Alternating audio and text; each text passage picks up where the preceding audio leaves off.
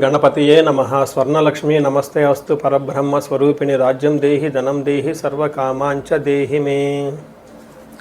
ప్రతి ఒక్కళ్ళకి స్వర్ణలక్ష్మి అమ్మవారు బ్రహ్మ జ్ఞానాన్ని ఇవ్వాలని, తద్వారా ప్రతి ఒక్కళ్ళు ప్రతి నిమిషము చక్కగా నవ్వుతూ హ్యాపీగా ఉత్సాహంగా ఉండాలని, అలానే కొన్ని సందర్భంలో మనకు నచ్చినవి వస్తాయి, కొన్నిసార్లు కొంచెం లేటుగా రావచ్చు. అలానే మనకు నచ్చిన వాళ్ళు కొన్నిసార్లు మన దగ్గర ఉండవచ్చు, కొన్నిసార్లు దూరంగా ఉండవచ్చు.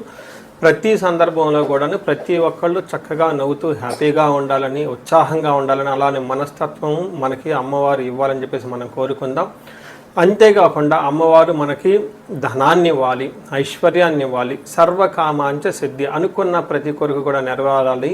అట్లాంటి యొక్క అమ్మవారి యొక్క కృపా కటాక్షం మన మీద ఉండాలి. మనం ఎంతో ఉన్నతంగా ఎదగాలని చెప్పేసి మనం కోరుకుందాం. అంతేకాకుండా రాజ్యం దేహి, ప్రతి ఒక్కళ్ళకి ఒక అధికారము, పవరు, స్టేటస్, ఒక దర్జా, దర్పం, ఇవన్నీ కూడా ప్రతి ఒక్కళ్ళకి అమ్మవారికి మన అందరికీ ఇవ్వాలని చెప్పేసి మనం కోరుకుంటూ మనం మే మంత్ యొక్క రాశి ఫలాలు చెప్పుకుంటున్నాం. మే మంత్ రాశి ఫలాలు ఈ మంత్లో చాలా విశేషాలతో కూడుకొని ఉంది. ముందుగా ఒక 2 నిమిషాలు వాటి గురించి చర్చించుకొని తర్వాత 12 రాశుల గురించి మనం మాట్లాడుకుందాం. ఈ మాసం మనకు వెరీ ఇంట్రెస్టింగ్గా పౌర్ణమితో స్టార్ట్ అయ్యి ఈ మాసం అంతా అంటే మే మంత్ అంతా పౌర్ణమితో స్టార్ట్ అయ్యి పౌర్ణమితో ఎండ్ అయిపోతుంది. మనం చూసుకుంటే ఇందులో వైశాఖ మాస పౌర్ణమితో స్టార్ట్ అయ్యి జ్యేష్ఠ మాస పౌర్ణమికి మనకి మే మంత్ అంతా ఎండ్ అయిపోతుందని గమనించుకోవాలి. ఇందులో 3 ముఖ్యమైన విశేషాలు ఉన్నాయండి. ఒకటి, ఈ మంత్ మనకి బిగినింగ్లోనే బుద్ధ పూర్ణిమతో స్టార్ట్ అయిపోతుంది. దీన్ని గురు పూర్ణిమ అంటారు, బుద్ధ పూర్ణిమ అని అంటారు, వైశాఖ మాస పూర్ణిమ అంటారు. చాలా చాలా విశిష్టత కలిగిన పూర్ణిమ. పర్టికులర్గా గురువుకు సంబంధించి, చంద్రుడికి సంబంధించి ఎవరైనా కనుక దోషాలు ఉంటే ఆ రోజున మెడిటేషన్, ధ్యానం చేస్తే చాలా బాగుంటుంది. కొన్ని వైష్ణవ టెంపుల్లో విష్ణుమూర్తికి కళ్యాణ మహోత్సవం కూడా జరుపుతూ ఉంటారు. చాలా చోట్ల జాతరలన్నీ జరుపుతూ ఉంటారు. ఒక వెరీ ఇంట్రెస్టింగ్, చక్కగా బాగా ఎంజాయ్ చేయవలసిన పౌర్ణమి వైశాఖ మాస పౌర్ణమి. తర్వాత మనకి 12 తారీఖు హనుమత్ జయంతి ఉంది. ఇది చాలా చాలా ముఖ్యం. పర్టికులర్గా ఏలినాటి శని ఎవరికైతే ఉంటుందో, తర్వాత కుజుడు అనుకూలంగా ఎవరికైతే ఉన్నారో వీళ్ళు ఈ హనుమత్ జయంతిని చక్కగా జరుపుకోవాలని నేను కోరుకుంటున్నాను. ఆస్ట్రాలజికల్గా అంటే జ్యోతిష శాస్త్రం ప్రకారం ఒక ముఖ్యమైన విషయం ఉందని అందరికీ బాగా తెలిసింది. కర్తరి అంటారు. అంటే సూర్యుడి కృతికా నక్షత్రంలో ప్రవేశించిన తర్వాత సూర్యుడి యొక్క తీవ్రత చాలా అధికంగా ఉంటుంది కాబట్టి ఈ 13 రోజులు 15 రోజులు కర్తరే అంటారు. ఈ రోజుల్లో ఎక్కువగా మంచి పనులు చేయకుండా నిషిద్ధం అని చెప్తూ ఉంటారు. అంటే ఈ మాసంలో కర్తరి వచ్చేటప్పటికి 11వ తారీఖున కర్తరి స్టార్ట్ అవుతుంది, 28వ తారీఖు కర్తరి ఎండ్ అయిపోతుంది అనమాట. ఈ ఉన్న మధ్యలో 15-16 రోజులు మనం చూసుకుంటే కర్తరి అంటారు. ఈ కర్తరిలో జనరల్గా బావులు తవ్వటాలు, తర్వాత వ్యవసాయానికి సంబంధించిన పనులు స్టార్ట్ చేయటాలు, వివాహాలకు సంబంధించి లేదా కొంచెం గృహప్రవేశాలు లాంటివి చేయకుండా ఉంటే మంచిది. అయితే ఈ కర్తర ఆధ్యాత్మికానికి సంబంధించిన పనులు చేయడానికి చాలా చాలా యోగ్యతనిస్తూ ఉంటుంది. హోమాలు చేసుకోవచ్చు, విద్యారంభం చేసుకోవచ్చు, చాలా మంచి పనులు ఆధ్యాత్మిక సంబంధించిన ఎలాంటి పనులైనా చక్కగా చేసుకోవచ్చు. అలానే ఇంటికి సంబంధించిన పనులు, పాత ఇంటికి సంబంధించిన పనులు అవన్నీ చక్కగా చేసుకోవచ్చు. ఆల్రెడీ అంతకుముందు వివాహానికి సంబంధించిన పనులు చేస్తుంటే ఈ టైంలో కూడా కంటిన్యూ చేసుకోవచ్చు. అయితే కొత్తగా మాత్రం కొన్ని విషయాలు మాత్రం చేయకూడదని చెప్తుంటారు. సో ఇందులో ఇంతే కాకుండా జ్యోతిష శాస్త్రం ప్రకారం 4 గ్రహాలు ఈ మాసంలో కూడా మారుతూ ఉన్నాయి. ఇది కూడా ఒక ముఖ్యమైన విషయం. మనం ఇక ముందు వీడియోలో ఈ 4 గ్రహాల యొక్క ఇంపాక్ట్ ప్రతి రాశికి ఎలా ఉందో మనం తెలుసుకుందాం. వృశ్చిక రాశి మనం చూస్తే ఇందులో ఉన్న ఫస్ట్ నక్షత్రాలు తెలుసుకుందాం. విశాఖ 4వ పాదం, అనురాధ 1, 2, 3, 4 పాదాలు, జ్యేష్ఠ 1, 2, 3, 4 పాదాలు అంతా వృశ్చిక రాశిలో ఉంటారు. పేరు బలం చూస్తే చాలా పాపులర్ అయిన పేర్లు మాత్రం ఇందులో ఉంటాయండి. ఇందులో తో, నా, నీ, ను, నేనో, యా, ఈ, యు అన్న అక్షరాలంతా కూడా మనకి వృశ్చిక రాశిలో ఉంటాయని గమనించాలి. మనకి ఈ ముందుగా చెప్పుకునే విధంగా 4 గ్రహాలు మారటంతో, సూర్యుడు, బుధుడు, కుజుడు, శుక్రుడు మారటంతో ఈ యొక్క మంత్ ఎలా ఉంటుందో మనకు మహర్షులు సూక్ష్మ గోచారం, లఘు గోచారం అన్న ఒక కాన్సెప్ట్లో చిన్న వర్డ్స్లో ఎక్స్ప్లెయిన్ చేయడం జరుగుతూ ఉంటుంది. అది టోటల్గా న్యూస్లో హైలైట్స్ లాగా. అది చూస్తే ఇందులో సూర్యుడికి 6వ స్థానంలో ఉండటంతో శత్రునాశాంత అని చెప్తుంటారు. అంటే శత్రువులు అనేవాళ్ళు ఎవరూ లేకుండా వెళ్ళిపోతూ ఉంటారు. తీర్థయాత్రలు చేసేవాళ్ళు ఎక్కువ అవకాశం ఎక్కువగా ఉంటుంది.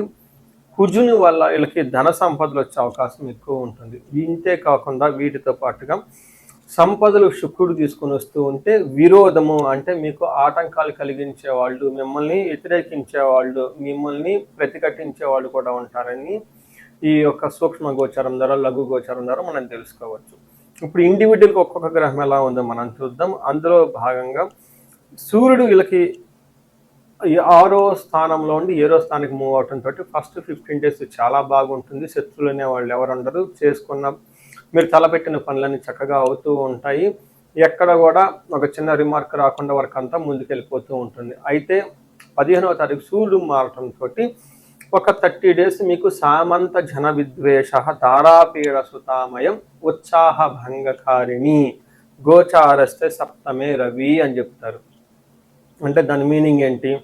సామంత జన విద్వేష, మీ కింద పనిచేసే వాళ్ళు ఎవరున్నా ఎంప్లాయీస్ లేదంటే సబార్డినేట్స్ ఉంటే మిమ్మల్ని ద్వేషించి మీ మీద నెగిటివ్ కంప్లైంట్స్ పెట్టే అవకాశం ఉంటుంది. ధారాపీడ సుధామయం, ఇందులో ఏం చెప్తారు? భార్య కొంచెం హెల్త్ బాగా ఉండకపోవచ్చు. అంతేకాకుండా సంతానానికి అనారోగ్యము అవకాశం ఉంటుంది. అయితే ఉత్సాహ భంగకారణి, ఇది చాలా ఇంపార్టెంట్ మాట అండి. అంటే మీరు చాలా ఎనర్జెటిక్గా ఒక మంచి ప్లాన్ తీసుకొచ్చేసి దీన్ని ఎగ్జిక్యూట్ చేద్దాము, ముందుకెళ్ళిపోదాము అని మీరు కనుక ఒక ప్రపోజల్ చేస్తే దాన్ని వాళ్ళు క్రాష్ చేసి పక్కనేసే అవకాశం ఎక్కువగా ఉంటుంది. అంటే మీ ఎనర్జీకి వేరే వాళ్ళ ఎనర్జీ మ్యాచ్ అవ్వదు. దాంతో మిస్లీడింగ్ అంటే మిస్కమ్యూనికేషన్స్ వచ్చే అవకాశం ఎక్కువ ఉంటుందని గమనించుకోవాలి.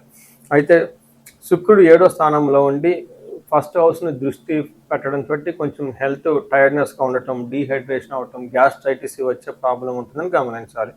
అయితే సూర్యుడు మనకి చాలా విషయాల్లో చక్కగా ఉన్నా కానీ కొన్ని విషయాల్లో మీకు ఆటంకాలు కలిగిస్తూ ఉన్నా, బట్ కుజుడు చక్కగా 6వ స్థానంలో ఉండటం మంచి ఉపయోగం ప్రకారంగా చాలా యూజ్ఫుల్గా ఉండే అవకాశం ఉంటుంది. దీంట్లో ఏ విధంగా అని గమనిస్తే కుజుడు 6వ స్థానంలో ఉంటే వస్త్రలాభో ధాన్యలాభో ధనలాభో యథాస్తద మనోల్లాసో ధర్మసిద్ధి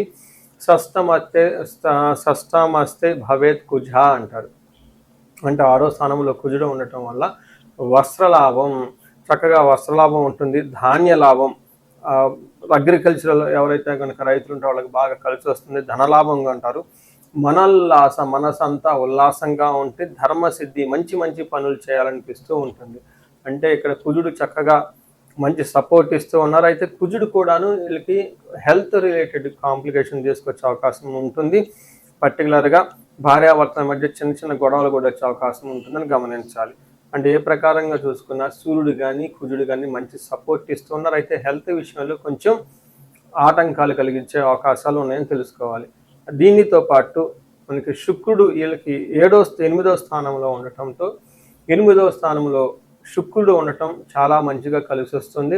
దుఃఖానాశాంత మహాశౌక్యం బంధుమిత్ర సమాగమ రాజదర్శనం అర్ధప్రాప్తి రాష్ట్రమస్తే భృగునందనే అని చెప్తారు. అంటే 6వ ఇంట్లో కనుక శుక్రుడు ఉంటే దుఃఖనాశ అంటే మీకు ఇప్పటిదాకా ఏదైనా విషయంలో పడుతూ ఉంటే అదంతా పోయే అవకాశం ఉంటుంది.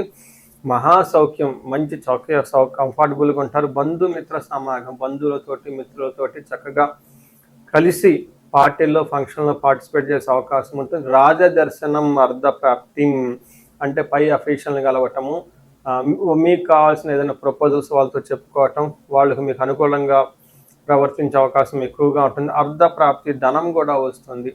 సో చూసారు కదండి. అంతేకాకుండా టయానికి మంచి ఫుడ్ తింటూ చక్కగా యాక్టివ్గా ఎనర్జిక్గా ఉంటారని చెప్పేసి చెప్పవచ్చు. వీటితో పాటు మనం